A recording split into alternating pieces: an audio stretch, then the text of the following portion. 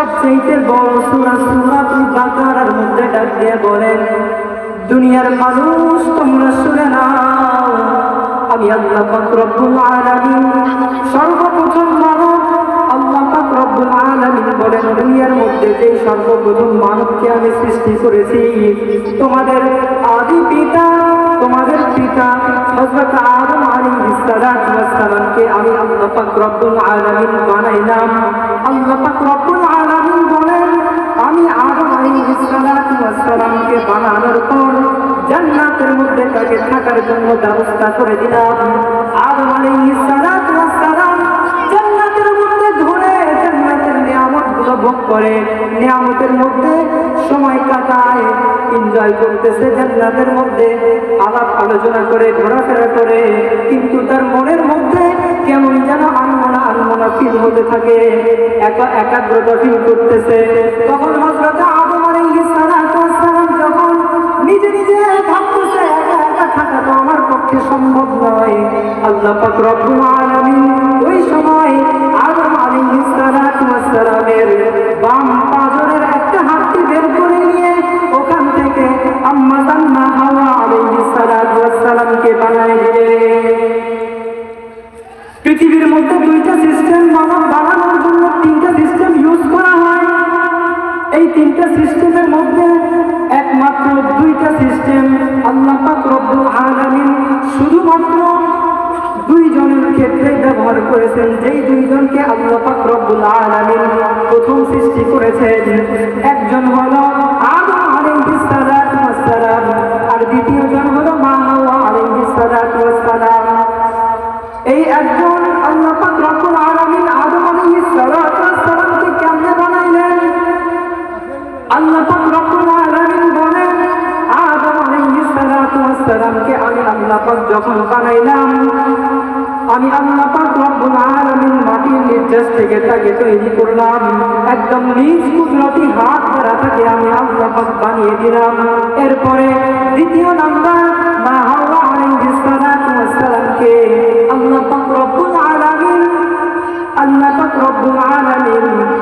আব্বা জানের বাম পাজরের হাড্ডি থেকে তৈরি করে ফেললেন। এরপরে যখন জান্নাতের মধ্যে তারা ঘোরাফেরা করতেছে, চলাফেরা করতেছে, আল্লাহ পাক রব্বুল আলামিন তাদেরকে বলতেছেন, হে আদম, তোমরা জান্নাতের মধ্যে ঘোরো, জান্নাতের নিয়ামত ভোগ করো, কিন্তু একটা গাছ আছে, ওই কর্নারের দিকে দেখো, জান্নাতের মধ্যে একটা গাছ, সতর্ক থাকবা, ওই গাছের কাছে কখনো যাবা না, ওই গাছের ফল কিন্তু তোমরা খাবা না। এরকম কথা যখন বললেন, আদম আলাইহিস সালাম আল্লাহ পাক রব্বুল আলামিনকে বলে, ওকে রব, ঠিক আছে, সমস্যা নাই, ওই গাছের পানি, ওই গাছের ফল খাবো না। এরপরে আল্লাহ পাক রব্বুল আলামিন নির্দেশ দেওয়ার পরে আদম আলাইহিস সালাম এবং মা হাওয়া আলাইহিস সালাম ওই গাছের ফল খেয়ে নিলেন, খেয়ে ফেললেন। এখন আমাদের মনের মধ্যে প্রশ্ন জাগতে পারে যে আল্লাহ পাক নিষেধ করা সত্ত্বেও কেন আদম আলাইহিস সালাম জান্নাতের ফল খাইলেন? আল্লাহ পাক নিষেধ করেছেন, এরপরেও জান্নাতের ফল খাইছে, এর পিছনে কারণ হলো শয়তানের ওয়াসওয়াসা। কেননা আল্লাহ পাক রব্বুল আলামিন কোরআন হাকীমের মধ্যে ডাক দিয়ে বলেন, ইন্নাশ শাইতানা লিল ইনসানি আদুউম মুবিন। আল্লাহ পাক বলেন, দুনিয়ার মানুষ, শয়তান কিন্তু তোমাদের জন্য প্রকাশ্য শত্রু, অতএব তোমরা প্রকাশ্য শত্রু শয়তানের থেকে পারেক থাকো, শয়তানের ওয়াসওয়াসা থেকে তোমরা নিজেকে বাঁচিয়ে রাখো। এরপরে আল্লাহ পাক রব্বুল আলামিন বলেন, আদম আলাইহিস সালাম, আল্লাহ পাক এই ঘটনা কোরআনের মধ্যে বিস্তারিত বলতেছেন। আদম আলাইহিস সালাম কে শয়তান এসে বলে, ইবলিস আলাইহিস সালাম, ইবলিস এসে বলে, হে আদম, হাওয়া আলাইহিস সালাম, জান্নাতের মধ্যে তোমরা তো এসেছো ওয়ান টাইমের জন্য, তোমরা তো জান্নাতের মধ্যে নতুন, আর আমি এখানে জান্নাতের মধ্যে তো অনেক দিন হলোই রয়ে গেছি, আমি তো তোমাদের থেকে জান্নাতের সবকিছু বেশি চিনি, তোমাদের থেকে আমি বেশি জানি। এরকম বলার পরে আদম আলাইহিস সালাম এবং মা হাওয়া আলাইহিস সালাম চিন্তা করে বলে, হ্যাঁ অবশ্যই সে তো আমাদের অনেক আগে এসেছে, কারণ সে তো ফেরেশতা, ফেরেশতা তো আমার আগেই তৈরি করেছেন আল্লাহ পাক, এজন্য সে তো জান্নাতের সবকিছু আমার থেকে ভালো জানে। তো এখন বলে কি বলবো বলো? বলে হ্যাঁ আদম, তোমাদের জন্য দুইটা পুরস্কার আছে, দুইটা অপশন আছে। এই দুইটা অপশন যদি তোমরা মানো, একটা তোমাদের কর্মসূচি আছে, এই কর্মসূচি মানার কারণে তোমরা দুইটার মধ্যে যে কোনো একটি ফল পাইবা। এক নাম্বার হলো, তোমরা যদি ওই গাছের ফলটা খাইতে পারো, হয়তো তোমরা নাম্বার ওয়ান একদম চিরস্থায়ী জান্নাতের মধ্যে থেকে যাবে। আর যদি তা না হয়, তোমরা একদম ফেরেশতায় পরিণত হয়ে যাবে। শয়তানের ওয়াসওয়াসায় পড়ে আদম আলাইহিস সালাম এবং মা হাওয়া আলাইহিস সালাম জান্নাতের মধ্যে ওই নিষিদ্ধ গাছের ফল খেয়ে ফেললেন। এরপরে তাদের শরীরের মধ্যে আল্লাহ পাক রব্বুল আলামিন মিডিল জান্নাত থেকে যে পোশাকটা দিয়েছিলেন, সেই পোশাকটা আল্লাহ পাক রব্বুল আলামিন খুলে ফেললেন। অটোমেটিক্যালি জান্নাতি পোশাক খুলে গেল ফল খাওয়া মাত্র। আব্বাজান এবং আম্মাজান তো বড় টেনশনের মধ্যে পড়ে গেলেন, বড় চিন্তার মধ্যে পড়ে গেলেন, বড় কনফিউশনের মধ্যে পড়ে গেলেন। এখন আব্বাজান এবং আম্মাজান উলঙ্গ অবস্থায় আছে, কি করবে? জান্নাতি পোশাক তো খুলে নেওয়া হয়েছে, জান্নাতি পোশাক তো আর নাই, তো উলঙ্গ অবস্থায় তো থাকার কোনো অপশন নাই, নিজের সতর্কে তো ঢাকতে হবে।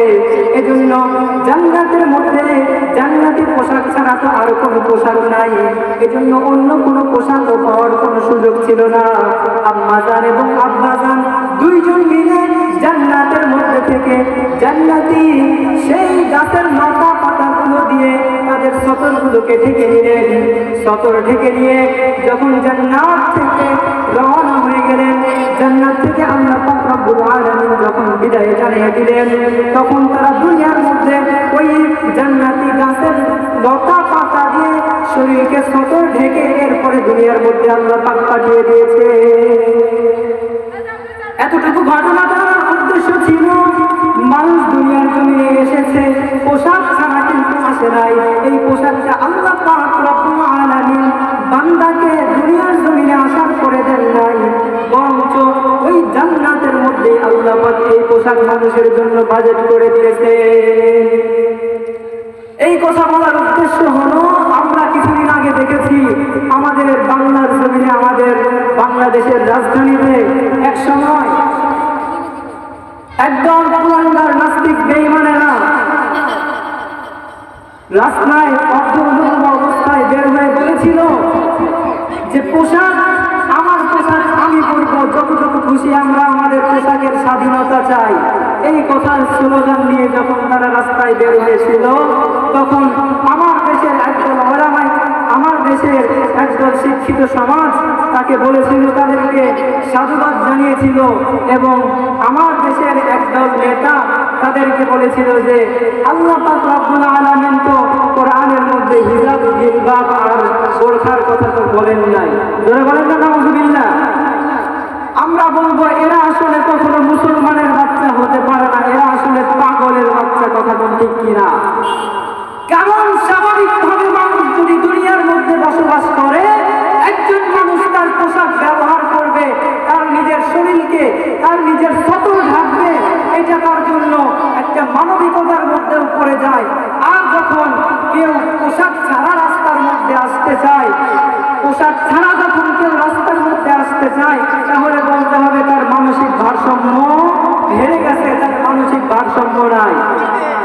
ঠিক তদ্রূপ ভাবে আর ওদের সাথে যারা ওদের অভিভাবক, তাদেরকেও আমাদের মনে হয় যে তারা আসলে পাগল। কারণ যদি সন্তান পাগল হয়, মা বাপ যদি ভালো হয়, তাহলে ওই মা বাপ সবসময় চেষ্টা করে সন্তানকে পোশাক যেন পরাই রাখতে পারে, পাগল হলেও যেন না ভুলে ফেলে। আর এর দ্বারা বোঝা যায় যে তার মানে তাদের মা বাবাও ঠিক নাই, তাদের মা বাবাও পাগল। কথা কোন ঠিক কিনা? মুসলমান আজকে বাংলার জমিনে আমরা দেখতে পাই, এই যে মাসটা চলতেছে বিশ্ব বেহায়া দিবসের মাস, এই মাসটা ফেব্রুয়ারি মাস, মানে বিশ্ব বেহায়া দিবস আসতেছে সামনে। কথা কোন ঠিক কিনা? যুবক ভাইদেরকে বলতে চাই, যুবক তোমরা আজকে এই চকলেট দিয়ে কোথায় পেয়েছো, এই প্রপোজ দিয়ে কোথায় পেয়েছো, এই রোজ দিয়ে কোথায় পেয়েছো? এটা তো খ্রিস্টানদের কালচার ছিল। ওই খ্রিস্টানদের কালচার তোমরা আজকে যুবকরা মনের মধ্যে স্থাপন করে যুবক যুবতীরা রাস্তার মধ্যে হাঁটতেছে, কথা কোন ঠিক কিনা? এই যে 7 তারিখ থেকে শুরু হচ্ছে, মনে হয় আমরা দেখতে পাবো রাস্তার মধ্যে দিয়ে কুলাঙ্গার সন্তানেরা, বিশেষ করে মহিলারা 2 পিস আর 1 পিস করে রাস্তার মধ্যে দিয়ে ঘোরাফেরা করে, ঠিক কিনা? মুসলমানের জন্য বলতে চাই, খ্রিস্টানদের কালচার আমাদের জীবন থেকে আমরা